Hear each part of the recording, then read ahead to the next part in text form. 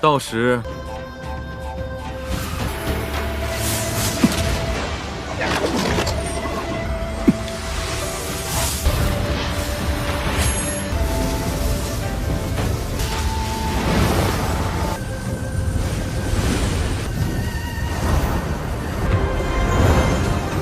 突破七阶武啊！师傅便能重归北天与丹阁。老祖。 Halo semuanya, selamat datang di Ruang Film. Bagaimana kabar kalian semua? Semoga selalu sehat dan baik-baik saja. Pada hari ini kita akan melanjutkan Donghua Martial Master episode 291 sampai 300. Di bagian sebelumnya, Qingchen membuat sebuah perubahan besar dengan mendirikan sebuah pavilion bernama Pavilion Chen. Bahkan toko-toko dari Tanah Suci Broadland, Pavilion Pil hingga aula senjata semua dipindahkan ke pavilionnya. Qingchen bahkan menjalin kerjasama dengan kerajaan dinasti Wei, yang membuat alkemis istana pasti akan bergabung dengan proses pemurnian pil.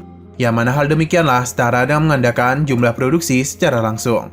Total hasil penjualan mereka di hari perdana adalah sebanyak 7,7 juta batu sejati kelas menengah.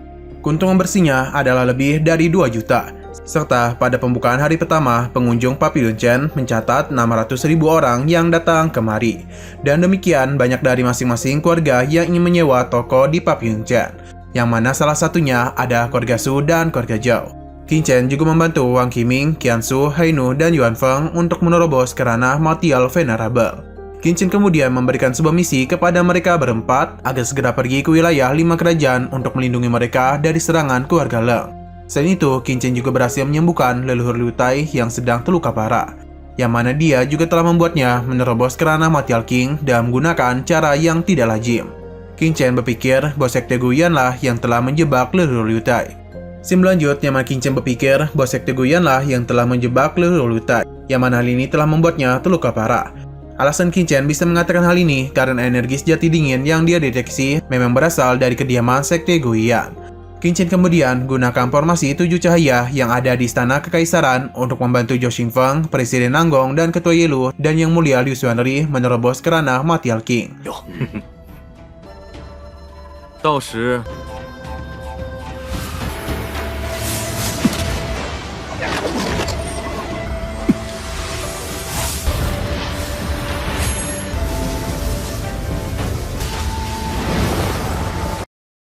Di saat Qingchen menggunakan formasi 7 cahaya untuk mengaktifkan formasi niat bela diri, terlihat scene flashback di mana Hainu telah kembali dari tanah 5 kerajaan dan membawa Qin Ban Qian dan keluarga Xin yang lainnya ke istana kota kekaisaran dinasti Wei. Hainu menjelaskan kalau di tanah 5 kerajaan, tepatnya di kerajaan Qi, memang sempat ada beberapa masalah, yakni ketua sekte Liu Xian bersama dengan praktisi kuat datang ke sana dan membuat keributan. Meskipun demikian, mereka semua sudah dikalahkan oleh Hainu. Di sisi lain, Le Fogong sangat marah ketika misinya untuk menghancurkan kerajaan Qi telah ditinggalkan oleh Hainu dan yang lainnya. Ia bersama aliansi keluarga dan sekte lainnya tak bisa untuk menghabisi Qingchen begitu saja, karena pada saat ini Qingchen telah tinggal di istana. 难度极高。刘太那老东西。 Sehingga Le Fogong berencana untuk membentuk aliansi pengkhianat dinasti Wei dengan meminta bantuan kepada dinasti Zhao. Dan pada akhirnya Hu Shengfeng, Cheng Wuji, Yu Lengcheng juga setuju dan usulan dari Le Fogong. 和大周结洽，需要得到那特殊的丹方，一家那独大的。 Kembali ke masa sekarang, setelah formasi berhasil diaktifkan, Qingchen ini nyaris saja tumbang. Sebelum penerobosan dimulai, Qingchen menjelaskan jika kehendak mereka tidak cukup kuat, maka kemungkinan mereka akan ditolak. Ia juga memperbolehkan Hainu, Qiansu, dan yang lainnya untuk bergabung, karena akan sangat bermanfaat bagi mereka untuk menerobos ke ranah Martial King di masa mendatang. Singkat waktu, mereka semua telah berkumpul, dan Qingchen akan segera mengaktifkan formasinya. Qingchen memperbolehkan bagi siapa saja yang tidak dapat menahan tekanannya, maka mereka bisa segera menjauh. Baru saja dimulai, beberapa orang sudah tak dapat menahannya dan keluar dari formasi.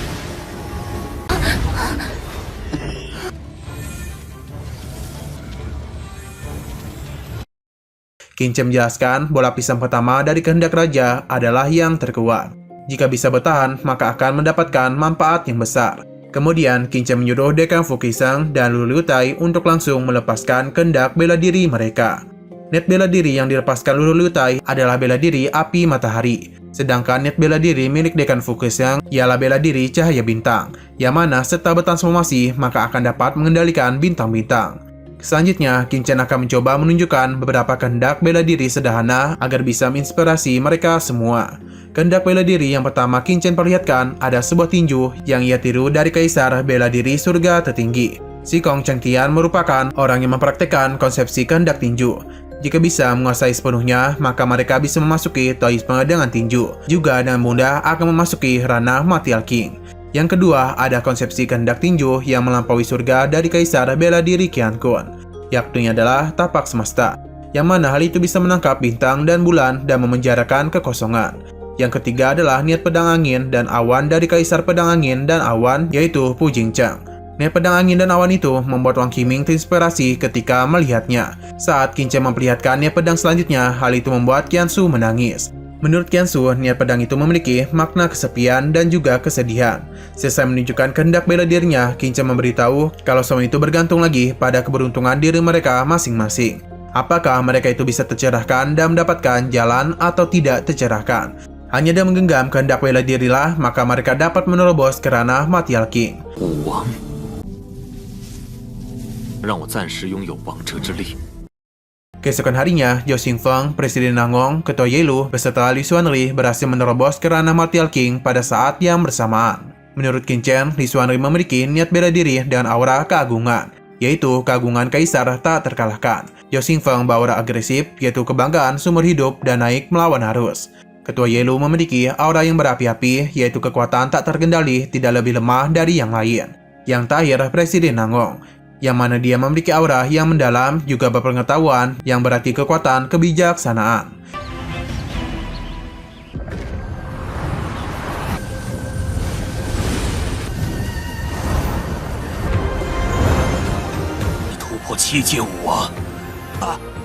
师傅便能重归北天与丹阁。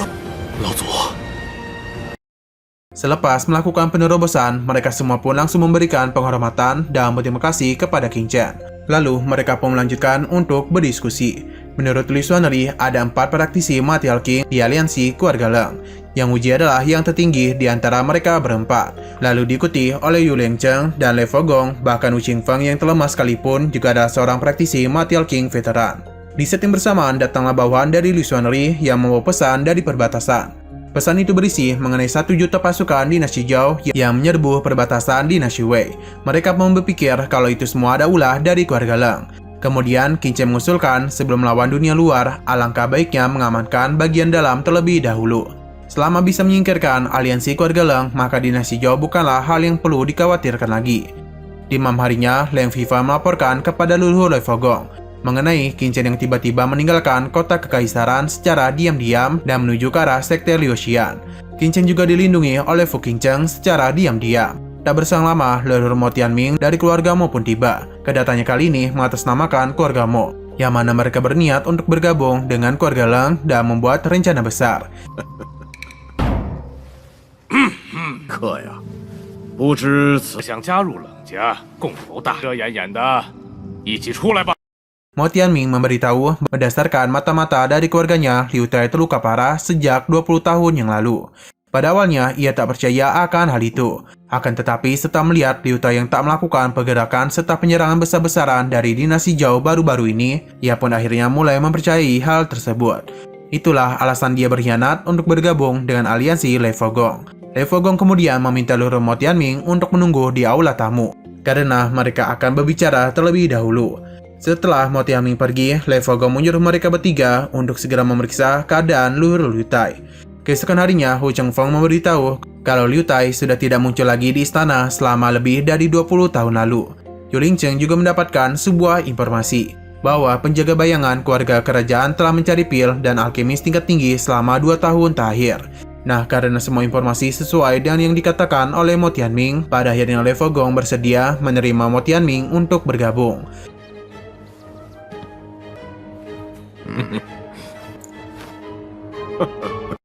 Pada malam harinya, mereka berempat menghampiri Mo Tianming. Tugas pertama yang diberikan oleh Lei Fogong adalah membunuh Qin Chen.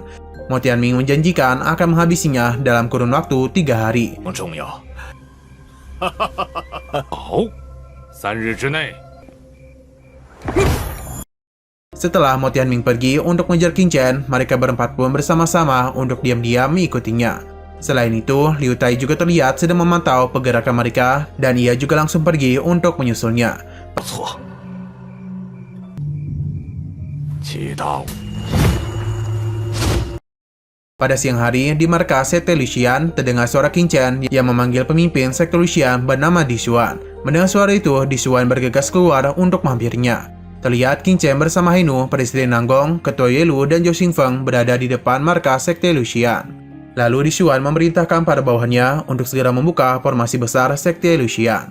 Tanpa banyak bicara, Qin Chen langsung meluncurkan formasi itu dengan sangat mudah. 济南公里，你自己看着解决吧。不，以为你躲在这乌龟壳里。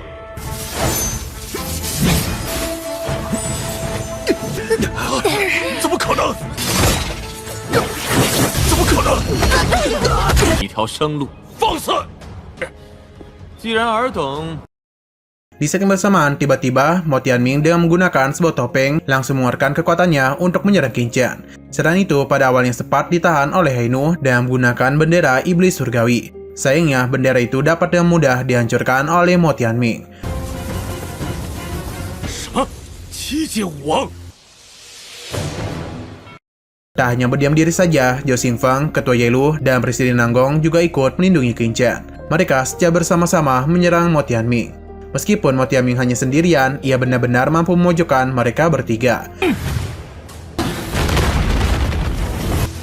区区半步， Setelah itu, Mo Tianming dan cepat melakukan serangan ke arah Qin Chen. Untuk pertama kalinya, kita melihat Qin Chen dipojokkan dan tidak berdaya di hadapan lawannya. Bahkan, Jirah yang seharusnya mampu menahan serangan dari praktisi Material King 37 sama sekali tak dapat melindungi Qin Chen dari serangan Mo Tianming. Di saat Qin Chen tak berdaya lagi untuk menahan serangannya, Mo Tianming pun mencoba untuk memanfaatkan hal itu untuk menghabisinya. Namun di waktu yang bersamaan, Dekan Fu Qingsheng datang dan langsung memberikan pukulan kepada Mo Tianming. Hal itu pun membuatnya terpental. Yang mana selanjutnya terjadilah pertarungan antara Fu Qingsheng melawan Mo Tianming. 堂堂地星学院院长，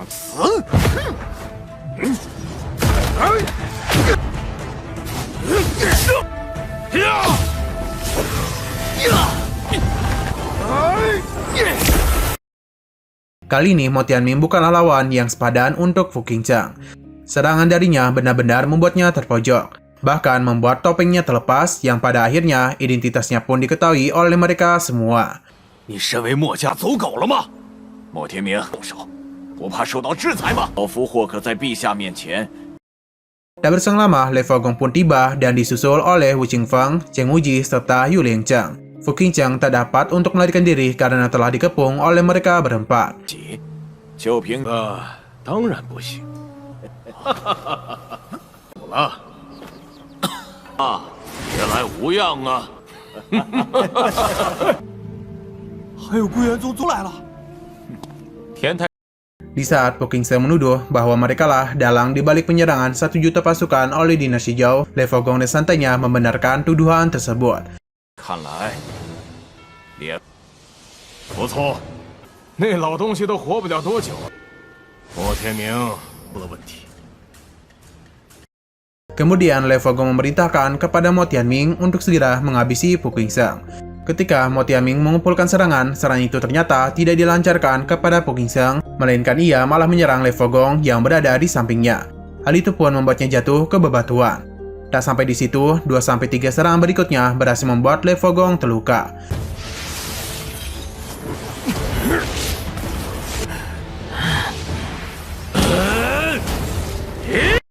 Di saat Lei Fogong sudah terpojok, Wu Qingfeng, Cheng Wuji, Yu Liangcheng pun langsung melindungi Lei Fogong.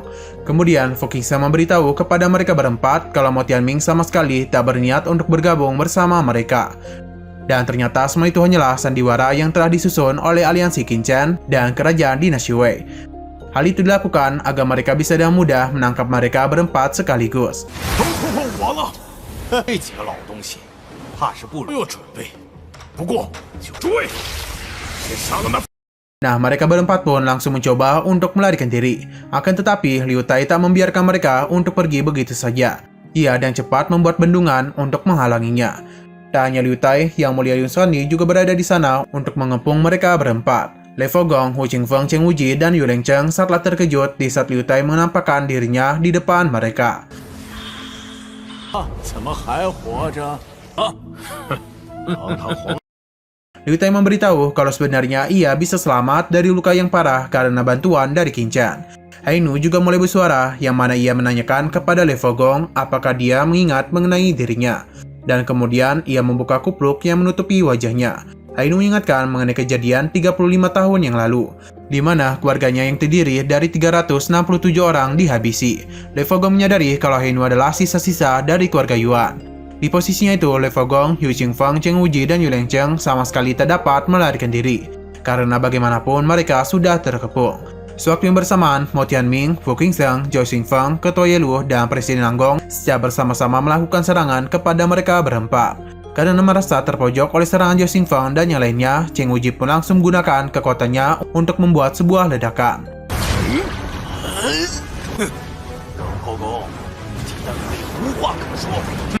Setelah itu, mereka berempat bergegas untuk mengincar Qin Chen. Melihat hal itu, Liu Tai mencoba untuk menyerang mereka, akan tetapi serangan itu berhasil dihancurkan oleh Cheng Wuji.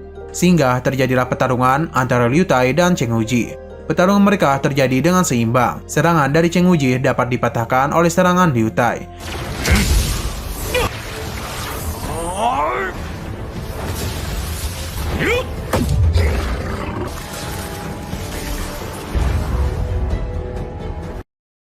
Akibat dari pertarungan itu, terjadilah hujan pedang yang malah menghabisi orang-orang dari sekte Luxian. Pedang-pedang kecil itu berasal dari serangan Cheng Wuji yang sudah dia patahkan. Pada serangan Liu Tai selanjutnya, ia ini berhasil menghancurkan pertahanan dari Cheng Wuji. Di sisi lain, terjadilah kejar-kejaran antara aliansi Lei Fogong dan aliansi kerajaan dinasti Wei. Hu Qingfeng menyuruh Lei Fogong untuk melanjutkan misi menghabisi Qin Chen, sedangkan diri mencoba untuk solo versus kuat. Ia bergegas mengarahkan serangannya kepada Liu Xuanli yang dibantu oleh Mo Tianming dan Fu Qingsheng.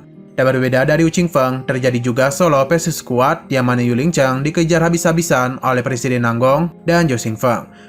Untuk membuat pertarungan yang seimbang, Yu Lengcheng menggunakan jurus 1000 bayangan yang memunculkan dua cloning dirinya, sehingga yang terjadi adalah pertarungan squad versus squad. Sementara itu, Lei Fogong ini telah berdekatan dengan posisi Qin Chen. Di saat dia mencoba menyerang Qin Chen, Hainu merasakan hal itu dan segera menggunakan bendera iblis surgawi untuk melakukan perlawanan. Sayangnya, senjata itu masih tak mampu meimbangi Lei Fogong. Tak berhenti begitu saja, Hainu mencoba melindungi Qin Chen dengan menggunakan senjata raja tingkat 7, yaitu tombak es. Akan tetapi, Hainu malah terpental jauh karena tak mampu menahan serangan dari Lei Fogong. Lei Fogong juga sedikit terluka karena tombak es milik Hainu tersebut. Di saat tidak ada lagi yang melindungi Qin Chen, di saat juga Lei Fogong langsung menyerangnya. Pada serangan pertama, Qin Chen dapat dengan mudah menghancurkannya dengan menggunakan serangga pemunihan api dan pedang miliknya. Bahkan pada serangan kedua Lei Fogong, Qin Chen hanya berdiam diri saja. Serangannya itu tidak dapat menembus jirah ras iblis milik Qin Chen.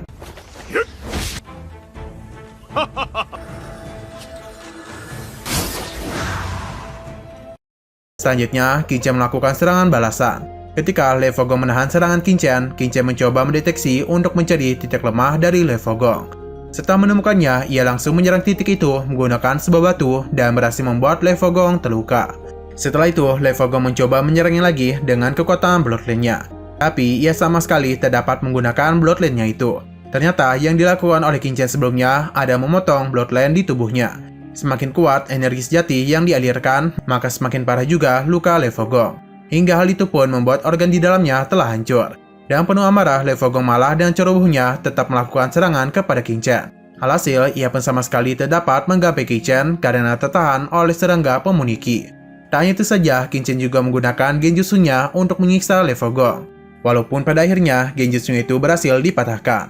Tak berhenti begitu saja, Qin Chen kembali menyerang Lei Fogong dengan menggunakan pedang berkaratnya sampai membuat Lei Fogong tertusuk oleh pedang itu.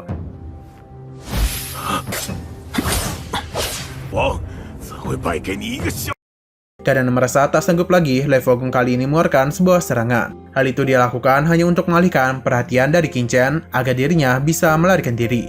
Namun serangannya dapat dengan mudah dihancurkan oleh Qin Chen. Kemudian Qin Chen kembali menyerang Lei Fogong hingga membuatnya terpojok.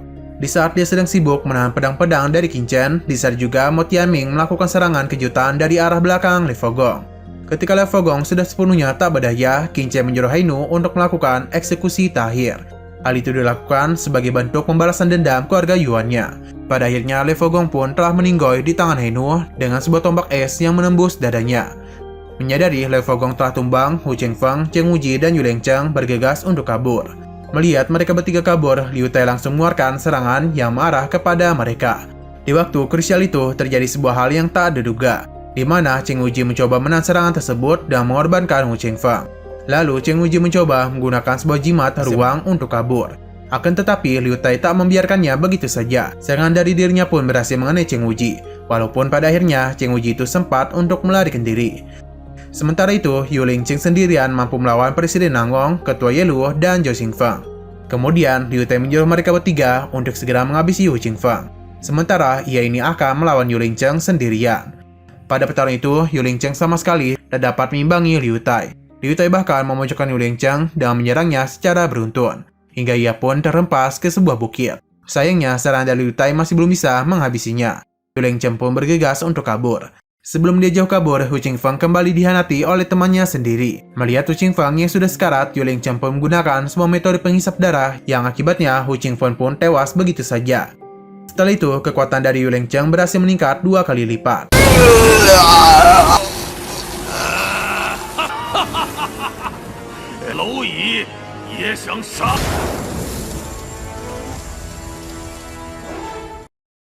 Kali ini serangan dari Liu Tai dapat ditahan dengan mudah dengan teknik tubuh jalan iblisnya, yang mana hal itu pun membuat Liu Tai terlempar jauh. Bahkan Yu Lingqing masih bisa menghindari serangan banyak orang yang mengeroyoknya sekaligus. Karena tak mampu untuk melawan mereka semua, Yu Lingqing pun langsung menargetkan Qin Chen. Menyadari dirinya di lock, Qin Chen pun segera menggunakan serangga pemulikinya untuk melawan Yu Lingqing. Sayangnya, serangga itu sama sekali tak dapat menandingi kekuatannya.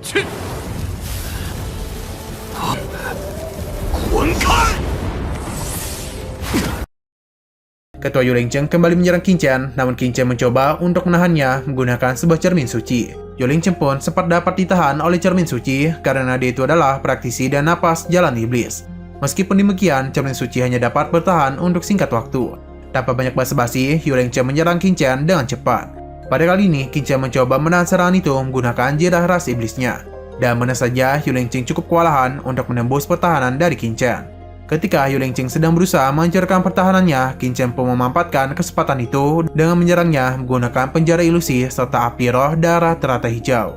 Dan pada saat pertahanannya berhasil ditembus, Qin Chen bergegas menggunakan Bloodline gunturnya. Ternyata serangan dari Yu Lingqing dapat dihindari oleh Qin Chen dengan teknik pada Bloodline gunturnya. Dan lagi-lagi, Yu Lingqing terus saja mencoba melukai Qin Chen dengan serangannya. Di waktu yang bersamaan, Liu Tai bergegas melindungi Qin Chen, hingga membuat Yu Lingqing terdesak. Bahkan serangan dari Liu Tai tak dapat dibendung oleh teknik pelarian darah milik Yu Lingqing.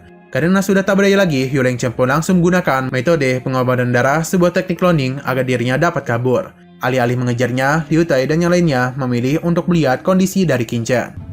不必了，至少没用，让那月冷禅和影。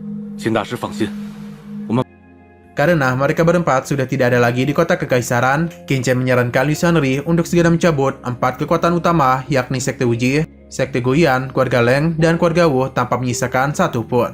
Liu Tai juga mengaku terkejut ketika mengetahui kalau Yu Lingqing itu adalah seorang dengan keterampilan iblis.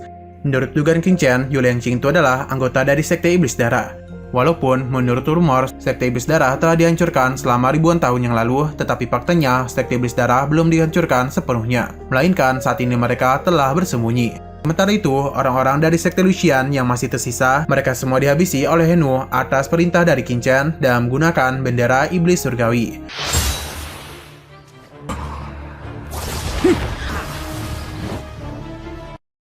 Di sisi lain, Cheng Wuji yang berhasil selamat sedang kebingungan. Karena dia itu tak dapat kembali ke sektenya, ia pun berniat untuk pergi ke dinasti Zhao. Tak berselang lama, Yu Lingqing pun tiba. Ia menjelaskan untuk saat ini mereka berdua masih tak sanggup untuk melawan Liu Tai. Cheng Wuji mengajak Liu Lingqing untuk menyembuhkan diri lebih dulu. Setelah sembuh, mereka berdua akan mencoba berurusan lagi dengan Qin Chen. Nah, kisah pengkhianatan pun kembali terjadi. Sambil memegang kepala Cheng Wuji, Yu Lingqing pun menggunakan metode penghisapan darah yang pada akhirnya menewaskan Cheng Wuji.